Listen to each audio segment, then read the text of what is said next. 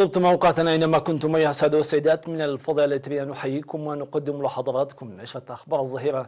استهلوها معكم أنا عبد الله محمد علي بالعناوين.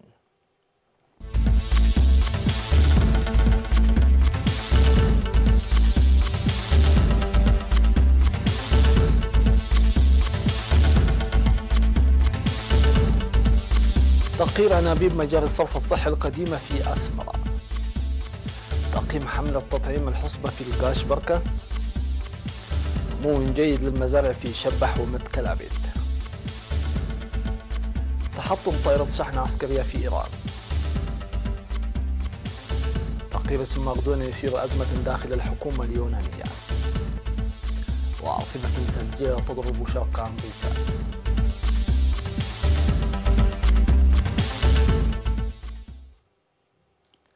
أهلا بكم إلى التفاصيل. تجري عملية تقرير أنابيب مجاري الصرف الصحي الكبيرة التي خدمت لأكثر من نصف قرن في العاصمة أسمرة، وكانت تخلق إشكاليات جمة في موسم الخريف بأخرى حديثة. وأوضح المشرف على العمل المسؤول فرع الصرف الصحي بإدارة الإقليم الأوسط المهندس يوهانس مولو بأن المهام الجارية تهدف لحل الإشكاليات التي تسببها السيولة المنحدرة من مديريات أخرية 4 أسمرة وجزا خنيشة في موسم الخريف لمديرية باشاول وضواحي السوق. وأشار المهندس يوهانس إلى أن إدارة الإقليم سخرت آليات ثقيلة كافية لإنجاح البرنامج، موضحا عن تقرير الأنابيب التي خدمت فترة طويلة بأخرى جديدة، بالإضافة إلى إنشاء صناديق كبيرة تربط بين الأنابيب الكبيرة. وذكر بأن عدم الاستخدام الجيد من أهم الأسباب التي أدت إلى خراب تلك الأنابيب، داعيا المواطنين القاطنين في المنطقة للحد من رمي النفايات الصلبة على تلك الأنابيب المنشأة عبر منصرفات ضخمة. وأشارت مديرية باشاول السيدة سارة اسفا ميكائيل إلى ضرورة القيام بالرعاية والمتابعة للأعمال الجارية، مدركين أهميتها الكبيرة. وقال السكان أن عمليات صيانة مجاري الصرف الصحي الجارية تلعب دورا كبيرا في الحفاظ على نظافة المدينة وصحتهم، إضافة إلى دوره البارز في انخفاض الفيضانات الخريفية، مناشدين لمواصلة العمل في المناطق الأخرى.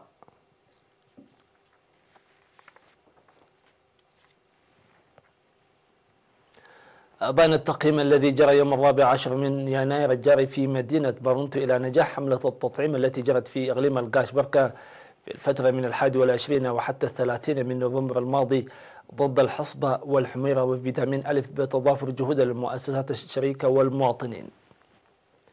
وأوضح مسؤول وحدة صحة المجتمع في مكتب وزارة الصحة بإقليم القاش بركة السيد برهان أبرهة عن إنجاز حوالي 98% من برنامج التطعيم نتيجة مساهمة إدارات المديريات والشركاء الآخرون ووعي المجتمع وتفاني المهنيين والصحيون. وذكر التقرير المقدم عن تنفيذ البرنامج حسب الخطة الموضوعة لتطعيم حوالي 400 ألف طفل وتقديم فيتامين ألف لحوالي 130 ألف طفل. وأشار تقرير المديريات عن الدور الكبير لإدارات المديريات والضواحي والمعلمين لإنجاح البرنامج رغم نواقص النقل، موضحين بأن عدم وجود إحصاء دقيق لتعداد السكان وكثرة الأطفال غير الدارسين في المدارس وتزامن حملة التطعيم مع موسم الحصاد كانت من المصاعب التي واجهتها.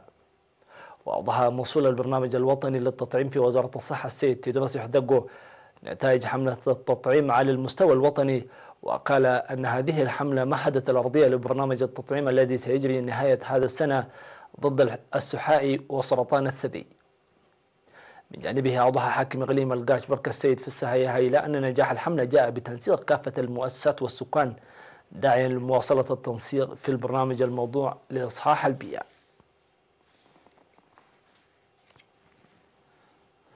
أعلن مزارعو ضاحيتي متكل أبيت وشبح بمديرية قنا عن نمو جيد لمزارعهم المطرية الشتوية. وأشار المزارعون إلى ظهور دودة الحشد الخريفية، لكن تم السيطرة عليها نتيجة المعرفة المسبقة عنها وكيفية محاربتها. وأعرب المزارعون عن أملهم بحصاد محصول وفير للجهد الكبير الذي قاموا به في المكافحة وتنمية المزارع. هذا وتمت حراسة مساحة أكثر من 1900 هكتار في ضواحي شبح ومتكل أبيت وعد شماء هذا العام.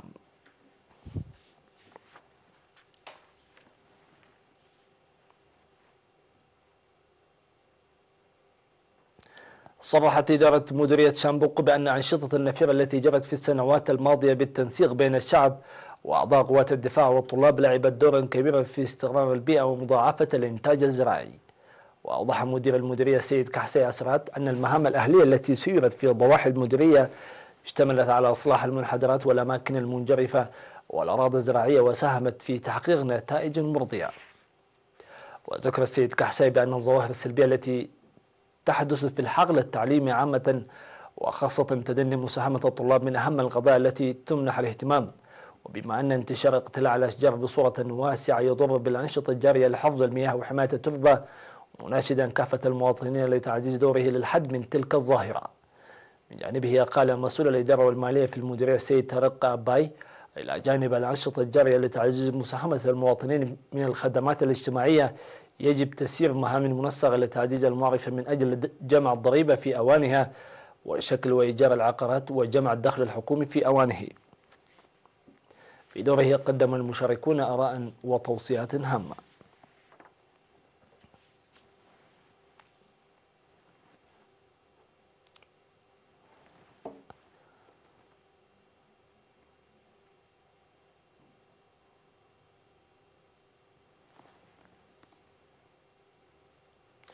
قدم في الفترة من 9 وحتى 11 من يناير الجاري في مديرية دقم حرب الإقليم الجنوبي شرحا يبرز التغيرات الجارية في هيكل المحاكم الأهلية، وجرى ذلك تزامنا مع حملات توعوية تمهيدا لإجراء انتخابات المحاكم الأهلية في 7 محاكم أهلية تنشط في 18 ضاحية. ووفق المعلومات الواردة تتكون محافل المحاكم الأهلية من قاضي واحد و3 وحتى 5 لجان صلح بمساعدة عضو واحد يقوم بالمساعدة المهنية. وأفاد مسؤول متابعة الضواحي في مديرية دقم حرب السيد ولد كفله أن المجتمع البتري هو مجتمع ذو ثقافة متحضرة لحل القضايا بالصلح والوساطة، داعيا إياهم لاختيار أشخاص يعملون بتفاني وإخلاص في الانتخابات الجارية. كما قدم توضيحا مفصلا حول معايير القضاة ولجان الصلح والوساطة. فاضل إلى فاصل قصير ثم نوافيكم بالأنباء العالمية فلا تذهبوا بعيدا.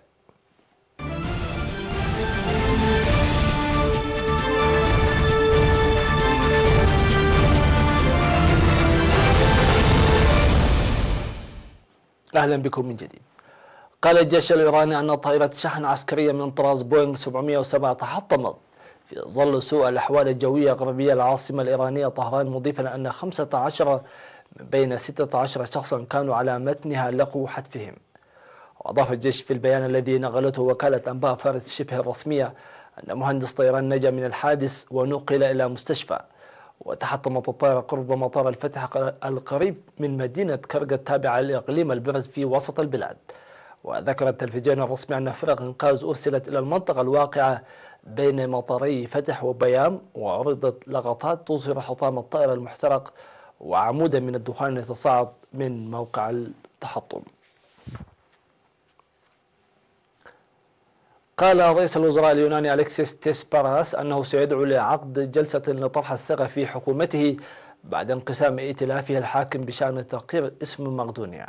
وكان وزير الدفاع بانوس كامينوس قد سحب دعم حزبه في إشارة إلى معارضته قبيل تصويت متوقع في البرلمان اليوناني.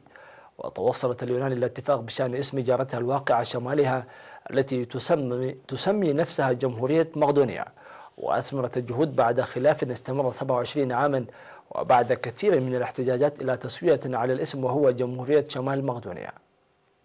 وصدقت مقدونيا على الاتفاق، وكانت اليونان تعترض على اسم مقدونيا خوفا من مطالبات إقليمية بشأن الأراضي في المناطق الشمالية. ويحول هذا الخلاف دون تحقيق مقدونيا لأمالها في الانضمام إلى الاتحاد الأوروبي وحلف الشمال الأطلسي الناتو.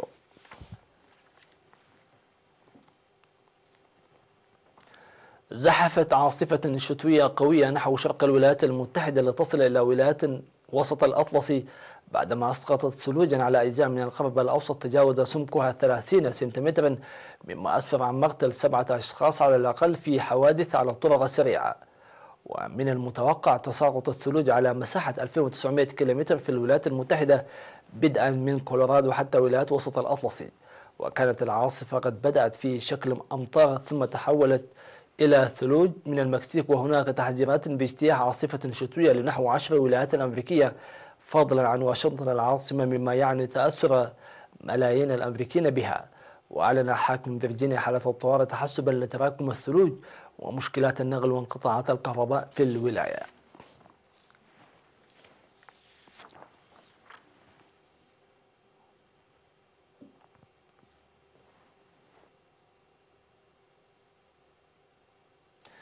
يقوم سكان العاصمة الصينية بكين بالذهاب إلى غرفة الغضب التي تديرها شركة سماش، حيث يرتدي الزبائن ملابس خاصة واقية ويستخدمون مطارق ومضارب لتنفيس إحباطهم في تحطيم أدوات منزلية، بينما يقوم الموظفون بتشغيل موسيقى من اختيار الزبائن.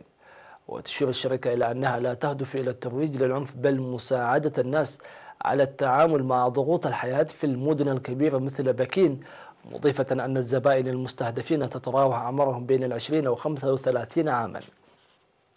وتقول إحدى المشاركات في تأسيس الشركة مع مجموعة من أصدقائها أنه منذ افتتاح الشركة في سبتمبر يحطم الزبائن نحو 15 زجاجة في الشهر، وبدأ على الزبائن نوعا من الارتياح والسعادة بعدما فرقوا من جلسة التحطيم.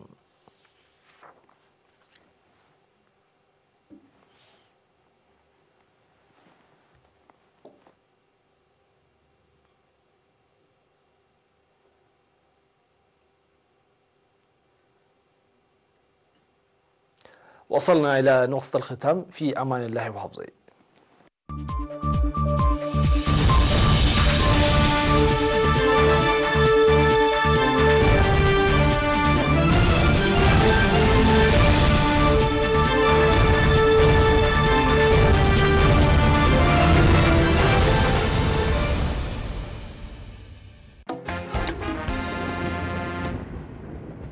عوت منسي نموخان زدليخا كيدان مفلاطن قعزخان مقمقامن تحجز نوس مدب أبنتاو منسي نتمارو أم مرات عودة المرتي نزلو موطري اتفتحن زدالو كون زماز مصنعتا بروجكت نقراتا مكلالن بعمق زبالة نعبيت مياو تسقع مصر صغار بلا أكاد تحسو مدب ماقر داي كولجات داي حتمت فلتتك صحفاتن قرصتاتن سلطاتن التغاليلا حبريتان تمرتن التمقب أقدست مصحفتن نمرمر زتقمو صحفاتن صغار بلا تحسو مدب ماقر كل زحالفة تاريخ يوم تاريخ استفلالي في الصاميتات بوعال تزعلللو مسات زانتان دالان زحاق فعلال تمكرو نوس تحستو مدما قريم عسال فتشات تمسطون تحستون سيلن سالاين ندحريت مليسات الزكورتات التحدث كابسنادات نام زتفلالي حبريتات بمكاب أقدستن مهارتن امكوزولو فلتات التحدر مدمنا أفلطام زتفلالي درفتات كوميدن كالوون أكال تحستو مدما قر كابزت علاليم نزن كالي تحستو تازحاق فت مدما قر وطرو أبيري تي في أبزي ساعة زيم